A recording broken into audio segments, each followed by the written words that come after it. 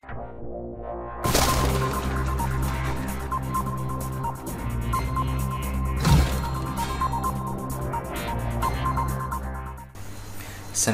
warahmatullahi wabarakatuh. Salam sehat dan salam semangat. Halo anak-anakku yang hebat, bagaimana kabar kalian hari ini? Tentunya baik-baik saja, bukan? Nah, pada hari ini kita akan belajar masih di tema 7 tentang perkembangan teknologi, subtema 2 perkembangan teknologi produksi sandang pada pembelajaran 5. Pada pembelajaran 5 kita akan belajar tentang masih menentukan gagasan pokok dari teks tentang perkembangan teknologi produksi sandang, kemudian manfaat keberagaman di sekolah, serta menentukan simetri putar pada bangun datar. Pada pembelajaran pertama, kita akan belajar tentang menentukan gagasan pokok dari teks tentang perkembangan teknologi produksi sandang. Informasi pada teks dapat kita peroleh dari gagasan pokok yang terdapat di setiap paragraf. Gagasan pokok ditentukan dari kalimat utama yang terdapat di setiap paragraf. Oleh karena itu, kita harus membaca teks dengan cermat. Mari kita sama-sama memperhatikan dan membaca teks pada buku kalian halaman 98. Oke, mari kita baca bersama. Dari bahan dasar sampai ke pasar. Pakaian berasal dari bahan dasar yang berbeda. Ada yang berasal dari kapas dan serat daun, ada yang berasal dari bulu domba dan serat sutra. Bahan dasar pakaian banyak dapat dari lingkungan sekitar. Petani dan peternak menyediakan bahan dasar pakaian. Petani menyediakan kapas dan beberapa jenis daun.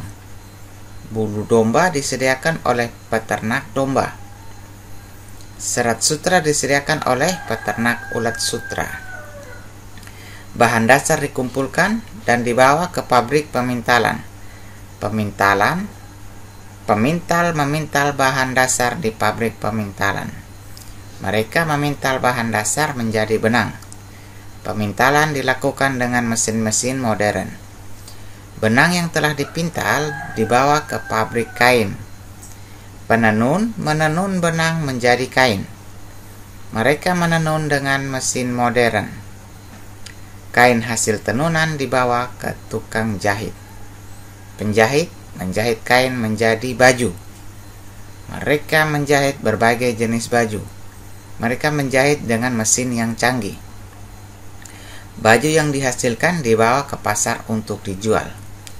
Keberagaman pekerjaan membuat hidup menjadi lebih mudah. Kita memiliki pakaian karena bantuan petani dan peternak. Kita dapat mengenakan pakaian karena bantuan pemintal dan penenun. Kita memiliki baju karena bantuan penjahit. Setelah kalian membaca teks dari bahan dasar sampai ke pasar, kalian dapat temukan siapa-siapa saja yang terlibat dalam pembuatan pakaian. Kemudian, lengkapi tabel di bawah dengan, ini contohnya adalah siapa adalah petani kapas.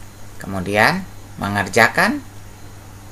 Petani kapas menanam kapas. Di mana? Tentunya di kebun. Lalu menghasilkan apa? Menghasilkan kapas. Contoh lain bisa Pak jelaskan adalah peternak domba. Peternak domba memelihara domba.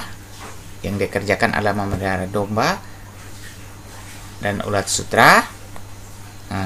Kemudian di mana dia memelihara? Bisa di kebun atau di kandang. Lalu apa yang dihasilkan? Yang dihasilkan adalah bulu domba dan kepompong sutra. Jadi siapa adalah peternak domba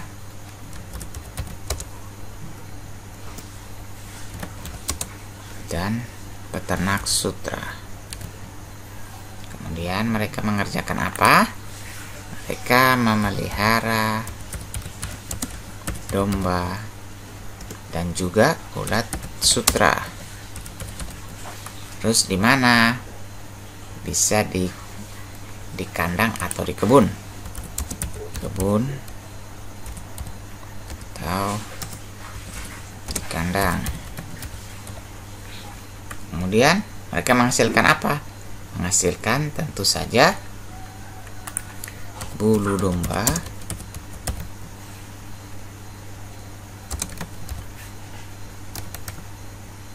dan kepompong sutra. Nah, yang lain kalian dapat mencari pada teks yang ada di atas.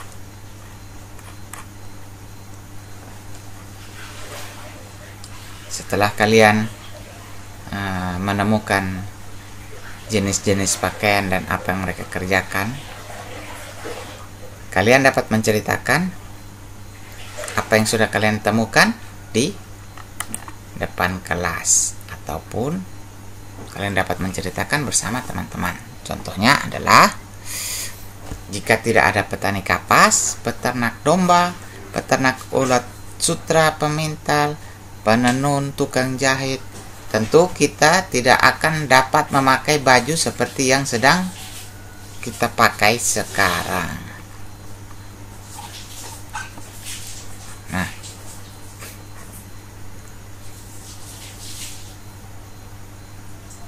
setelah itu kalian dapat menulis dengan berdiskusi dengan temanmu atau orang tuamu dan tuliskan hasil diskusi pada buku tugas kalian. Nah, ada banyak jenis pekerjaan di sekitarmu. Ada penjahit, pedagang, abang beca, guru, dokter, dan lain-lain. Mereka berjasa kepadamu tanpa kamu tahu. Bersyukurlah dan berbuat baiklah kepada siapapun.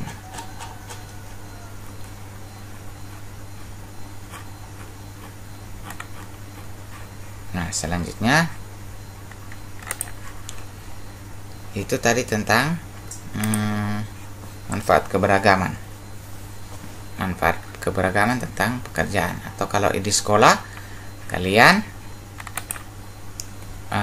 di sekolah, setiap siswa di sekolah tentunya memiliki keunikan sendiri yang berbeda-beda. Misalnya, berbeda suku, bangsa, budaya, atau bahasa daerah yang digunakan. Manfaat keberagaman dalam lingkungan sekolah yaitu satu, membuat kita menyadari bahwa kita harus hidup rukun dan saling menghargai antar teman, dapat bekerja sama dengan teman.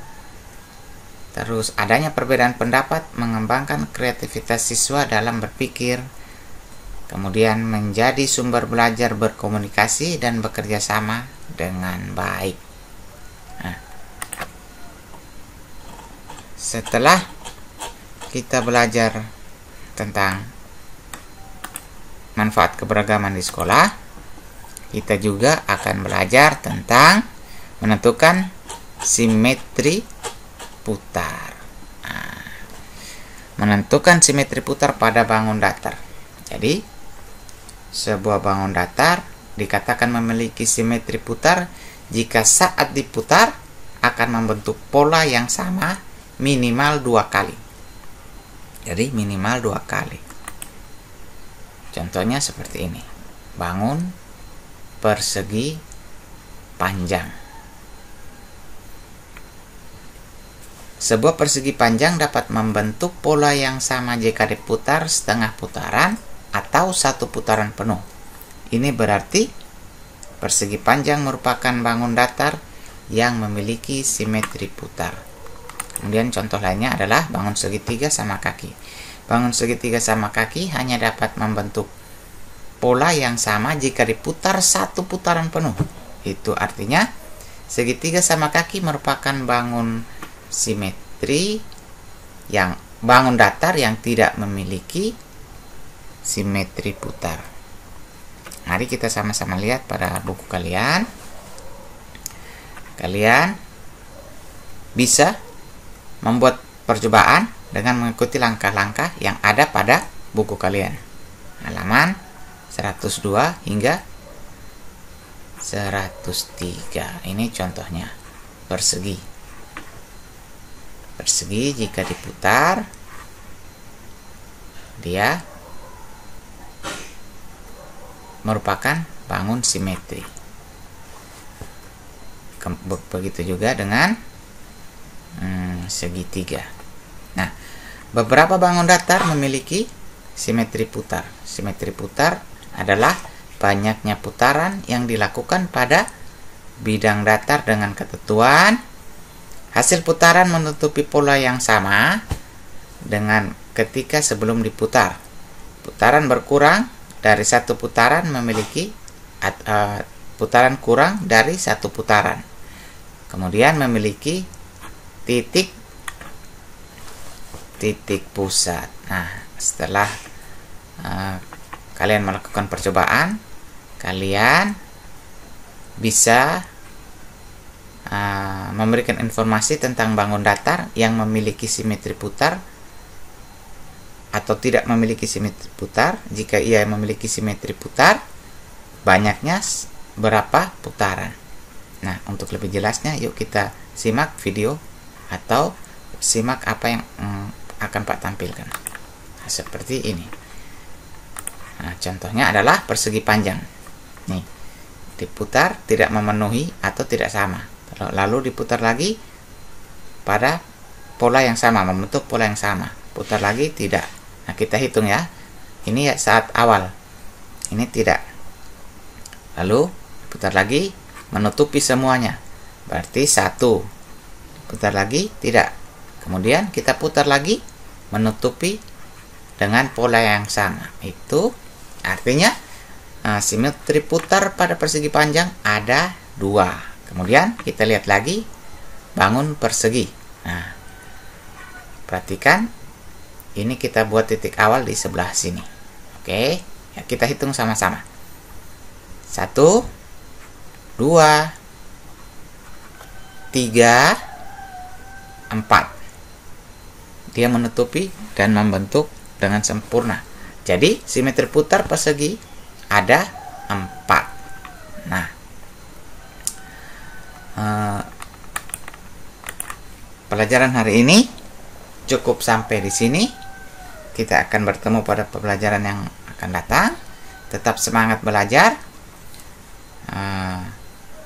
Jangan lupa untuk selalu berdoa, rajin membantu orang tua di rumah, dan tetap rajin belajar. Sampai jumpa pada pembelajaran berikutnya. Salam sehat dan salam semangat. Terima kasih.